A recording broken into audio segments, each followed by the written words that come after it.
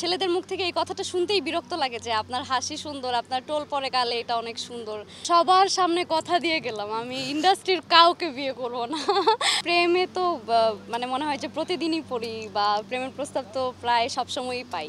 আপনার যে মিষ্টি হাসি যে গালে টোল পড়ে, কখনো অফার পেয়েছিলেন? হ্যাঁ, অনেক ছেলেরাই বলেছে যে আপনার হাসি অনেক সুন্দর, টোলপাড় অনেক সুন্দর। এখন বেসিক্যালি যেটা হয় মানে ছেলেদের মুখ থেকে এই কথাটা শুনতেই বিরক্ত লাগে যে আপনার হাসি সুন্দর, আপনার টোল পরে গালে এটা অনেক সুন্দর। মানে মনে হয় যে কত লেইম কথাবার্তা বলতেছে।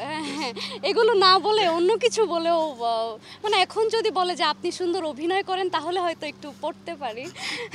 কিন্তু ওই হাসি, টোল পড়া এগুলো দিয়ে আর পড়বো না আর কি। যখন এগুলো শুনেন তখন নিজের কাছে কেমন লাগে? ওই তো বললাম খুবই লেম লাগে, মানে এত লেম একটা মানুষ কিভাবে হয়, তা আমাকে প্রপোজ দিচ্ছে একটা ছেলে, এত মানে এত লো কোয়ালিটির কিভাবে হয়। That's it. বর্তমানে কেউ আছে কিনা বা ভবিষ্যতে কোন ধরনের জীবনসঙ্গী প্ল্যানিং আছে কিনা? আচ্ছা, আমি জীবনসঙ্গী হিসাবে অ্যাকচুয়ালি ছেলে যেমনই হোক মানুষ ভালো হতে হবে, যাই করুক না কেন তার হচ্ছে মানে সে অবশ্যই হাইলি এডুকেটেড হতে হবে, এটা আমার মানে একটা ইচ্ছা। কজ হচ্ছে অনেক মানে একটা কাজ হয়েছে যেটা মানে ইন্ডাস্ট্রিতে এসে এত মানুষের সাথে পরিচয় হয়েছে, এত এত জায়গায় মিশেছি, এত এনভায়রনমেন্টে গিয়েছি শুটিং করতে, তখন অ্যাকচুয়ালি বিভিন্ন ধরনের এক্সপিরিয়েন্স হয়েছে। সো এখন আমি যেটা চাই সেটা হচ্ছে একজন লাইফ পার্টনার হিসেবে স্পেশালি একজন এডুকেটেড পারসন যে অ্যাকচুয়ালি সোশ্যাল জিনিসটা হ্যান্ডেল করতে পারবে।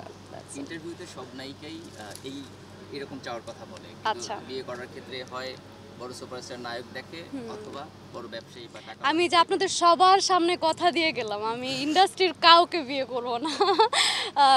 বিজনেসম্যান হতে পারে বা অনেক ভালো পজিশনে হতে পারে বা অনেক দেখা যায় যে অনেক মানে প্রাইভেট একটা কোম্পানিতে জব করে এরকমও হতে পারে, বা কিছুই করে না ছেলে সেটাও হতে পারে, but he should be an educated person. কেন আপু ইন্ডাস্ট্রির ভিতরে কাউকে চুজ করছেন না বা পছন্দের তালিকায় নাই তারা? আমার কাছে মনে হয় ইন্ডাস্ট্রির কারোর সাথে অ্যাকচুয়ালি যখন আমি মানে রিলেশনে জড়াবো বা সংসার করব তখন আমাকে ও হচ্ছে মানে আমার পার্সোনাল লাইফের এক্সপিরিয়েন্স থেকে বলতেছি, মানে আমি কিছু টক্সিক রিলেশনশিপ এরকম দেখেছি আমার চোখের সামনে। মানে তুমি এই ডিরেক্টরের কাজ কেন করতেছো, এই ডিরেক্টর তো খুব ফালতু, বা এই আর্টিস্টের সাথে কেন কাজ করতেছো, এই আর্টিস্ট তো ভালো না, এই আর্টিস্টের এই সমস্যা আছে। মানে পার্টনার যখন কানের কাছে এইসব ঘ্যান ঘ্যান করতে থাকে তখন আসলে মেন্টাল পিসটা থাকে না। এর জন্য বেসিক্যালি আমি চাচ্ছি না যে ইন্ডাস্ট্রিতে কোনো রিলেশনশিপ করব বা বিয়ে করবো ইনফ্যাক্ট।